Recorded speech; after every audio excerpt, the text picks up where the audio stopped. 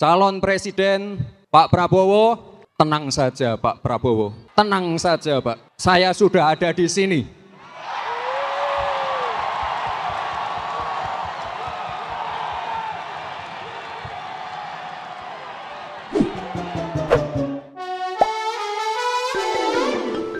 Hola netizen yang tercinta, baru mulai pidato bakal calon wakil presiden Gibran Rakabuming sudah bikin riuh. Dia seolah menenangkan pasangannya bakal calon presiden Prabowo Subianto. Pernyataan itu sontak membuat hadirin sekalian riuh. Mereka menyoraki dan bertepuk tangan. Gibran seolah memposisikan dirinya sebagai sosok yang dinanti selama ini. Pernyataan itu seolah menjawab ketidakhadiran wali kota Solo tersebut ketika pengumuman di kediaman Prabowo Subianto pada Minggu 22 Oktober 2023. Ketidakhadiran Gibran saat itu sempat dikonfirmasi ke Ketua Umum Partai Golkar Airlangga Hartarto. Meski tidak eksplisit menyebutkan tempat keberadaan Gibran, Airlangga menyampaikan posisi Gibran tidak jauh-jauh dari Kertanegara. Dalam pidato perdananya sejak menjadi bakal calon wakil presiden, Gibran juga meng-spill beberapa program yang akan dilaksanakannya jika dirinya terpilih menjadi wakil presiden yang akan datang. Beberapa program tersebut antara lain dana abadi pesantren, kredit startup milenial, KIS lansia, kartu anak sehat, hilirisasi industri, ekonomi hijau, dan energi hijau. Uniknya, presentasi program tersebut dibawa dalam bentuk papan. Salah satu papan tersebut dibawa oleh sang istri, Selvi Ananda. Ketua Umum Gerindra sekaligus bakal capres Prabowo Subianto dan bakal cawapres Gibran Rakabuming Raka mendeklarasi untuk maju di Pilpres 2024 pada Rabu 25 Oktober 2023 di GBK Arena. Nah, gimana nih menurut netizen yang terhormat? Silakan berkomentar ya. Pidato Gibran yang dimulai oleh statement "Tenang Pak Prabowo, saya sudah ada di sini" heboh, viral, membuat seluruh rakyat Indonesia tercengang, kaget, sekaligus terpukau. Berikut 3 makna yang lebih dalam tentang statement ini. Yang pertama, dia ingin mengatakan kepada Pak Prabowo sejak detik ini dia akan menemani Pak Prabowo untuk menang. Yang kedua, dia ingin menepis segala keraguan-raguan yang mengatakan bahwa dia bocil, anak ingusan, gak punya pengalaman, dan sebagainya. Aura confident dan kepercayaan diri itu muncul. Walau selama ini Gibran dikenal sebagai seseorang yang pelit dalam berkata-kata, ya, di Twitter, di beberapa platform cuma 1-2 kata.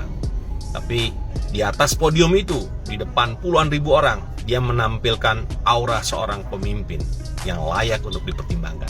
Yang ketiga, dia ingin memastikan kepada khalayak ramai bahwa dia bukan menjadi beban elektoral, tapi dia menjadi sebuah booster. Teman-teman, menurut Anda gimana makna dari statement tersebut? Spill di komen. Yuk, siapapun presidennya, kita tetap semangat, kita tetap kerja keras, membangun bisnis, mendulang cuan, karena 2024 menjadi tahun yang luar biasa bagi kita semua. Dengan terpilihnya Gibran sebagai cawapres Prabowo secara resmi ini semakin menguatkan isu dinasti politik dan juga isu bahwa Jokowi itu haus kekuasaan yang saat ini sedang ramai diperbincangkan ya, yang merupakan bentuk serangan kepada Pak Jokowi ya. Apalagi beberapa minggu kemarin itu ya dikatakan bahwa ya banyak yang menyerang Pak Jokowi, katanya Pak Jokowi itu menggunakan MK ya, menggunakan MK untuk bisa melolos Gibran masuk sebagai cawapresnya Prabowo ya. Apalagi katanya ya salah satu anggota ketua MK itu adalah iparnya atau keluarganya Jokowi juga ya, Pak Anwar kalau nggak salah namanya ya, kalau tidak salah teman-teman ya, cross check di bawah ya kalau salah. Nah, itu tentunya semakin menguatkan ya prasangka ataupun dugaan ya bahwa ya terjadi dinasti politik di negeri ini ya, dengan banyaknya anggota-anggota keluarga dari Pak Jokowi yang sudah masuk dan sudah berada di posisi ataupun jabatan tertentu yang itu sebenarnya tidak mudah untuk didapatkan oleh seseorang ya. Apalagi ya katanya bahwa Pak Gibran itu ya minim pengetahuan dan minim wawasan ya, intinya ilmunya ataupun politiknya masih cetek lah seperti itu ya. Apalagi dia didombatkan menjadi cawapresnya Prabowo. Nah, tentunya ini menjadi kekhawatiran bagi banyak orang teman-teman, karena kalau kita melihat misalkan suatu ketika Pak Prabowo itu sedang berada dalam kondisi yang tidak baik atau tidak fit ya, berada dalam kelemahan fisik. Nah, otomatis kan Pak Gibran yang akan menggantikan posisi presiden ya, posisi Prabowo sebagai presiden untuk menjalankan setiap tugas-tugas pemerintahan. Kan tidak mungkin posisi presiden itu kosong begitu saja. Tentunya Gibran akan naik menjadi ya menggantikan sementara tugas-tugas daripada kepresidenan. Apalagi kalau misalkan Gibran itu disuruh menangani isu-isu atau kasus Timur Tengah sana, ataupun isu-isu internasional, isu-isu dunia lainnya. Tentunya banyak orang yang menyaksikan bahwa Gibran itu minim pengetahuan, bahkan nol pengetahuan tentang isu-isu internasional ataupun isu Timur Tengah yang saat ini sedang ramai antara Israel dan Palestina. Ya, tetapi kita akan lihat ke depannya teman-teman, bagaimana sih pasangan Prabowo dan juga Gibran ini ketika mereka nantinya terpilih ya menjadi presiden dan juga wakil presiden untuk 2024 mendatang. Tetapi saya rasa ini nggak akan mudah teman-teman, pasti akan sulit. Apalagi dia disandingkan dengan calon Ganjar Mahfud dan juga Anies dan juga Caimin. Tentunya ini akan semakin seru di dalam pemilu 2024 mendatang. Ya, kalian pilih mana nih teman-teman? Ya, jadi ada 3 pasangan nih, antara Prabowo dan juga Gibran dan Ganjar Mahfud dan juga Anies Caimin. Kalian pilih mana nih dan apa alasan kalian memilih pasangan tersebut? Ya, apakah pasangan itu realistis menurut kalian dari segi kinerja, program-programnya dan juga latar belakangnya, dan bagaimana kira-kira pandangan kalian terkait ya terpilihnya Gibran sebagai cawapres Prabowo di 2024 mendatang? Silakan komentar di bawah, kita berdiskusi ya. Oke. Emang boleh ya punya cawapres sekeren ini, muda, energik, inspiratif, visi misinya jelas, dan yang paling penting rasa Pak Jokowinya itu loh kental banget.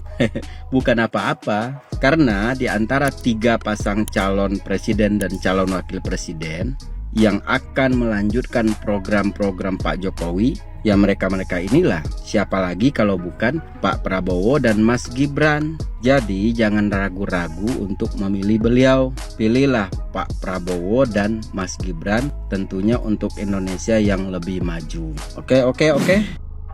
Pidato Gibran membuat mata orang terbelalak. Kayak ini yang benar-benar ditunggu oleh publik ya.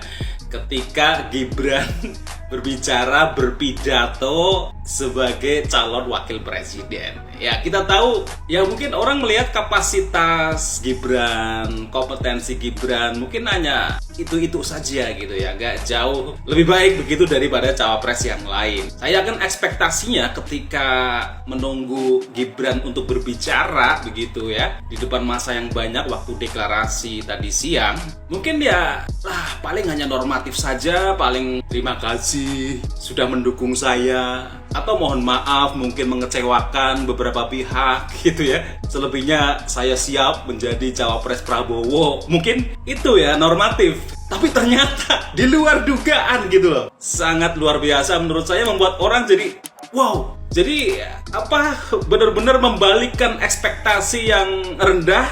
Ini sudah di atas ekspektasi kita gitu ya. Saya juga tadinya begitu berpikir, paling begitulah, karena memang Gibran selama ini sangat irit berbicara begitu, termasuk dalam membuat status juga.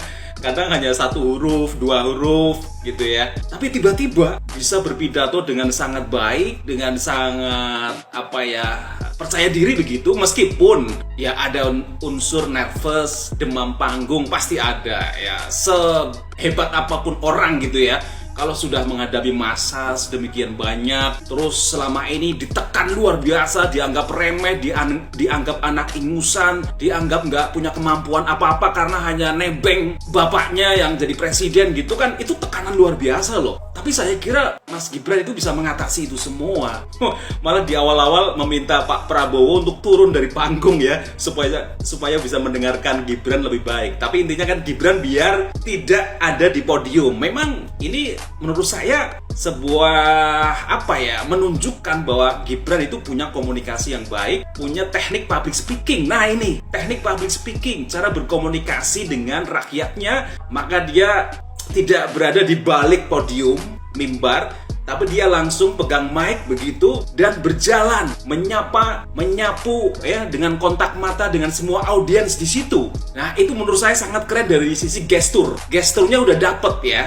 Artinya ada kontak mata, ada ekspresi, awal dia senyum dulu, baru dia mulai ya menyapa Pak Prabowo. Tenang Pak Prabowo ya, saya sudah di sini. Nah dia sudah mulai begitu gitu ya, gesturnya oke, dia jalan ke sini, jadi mengitari panggung gitu ya, menyapa semua audiens yang hadir di situ. Terus ada gerakan tangan ya, Itu penting sekali loh, ketika kita bicara itu ada gerakan tangan, ada ekspresi wajah yang mendukung, ada kontak mata, ada gestur ini. Nah itu penting, meskipun ya saya melihat ada ekspresi-ekspresi memang ketegangan ada, nervous ada, itu lumrah, ya itu sangat lumrah. Tapi yang luar biasa menurut saya tadi, keberanian dia lepas dari podium atau mimbar, dia hanya pegang mic, ada gerakan tangan dan pakai alat peraga yang menunjukkan itu banyak kartu-kartu itu ya, meneruskan program-program Jokowi ya. Itu luar biasa menurut saya, di luar ekspektasi kita ya. Tadinya ekspektasi kita rendah lah kepada Mas Gibran, tapi ternyata wow gitu.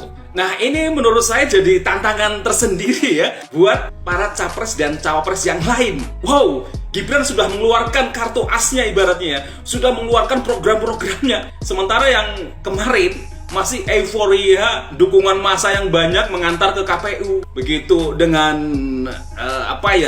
dukungan massa lah, main massa. Tapi hari ini itu kayaknya sudah pesta kemenangan menurut saya ya. Artinya massa luar biasa banyak, terus acaranya sangat padat dan syarat dengan pesta kemenangan ya, festa gitu ya.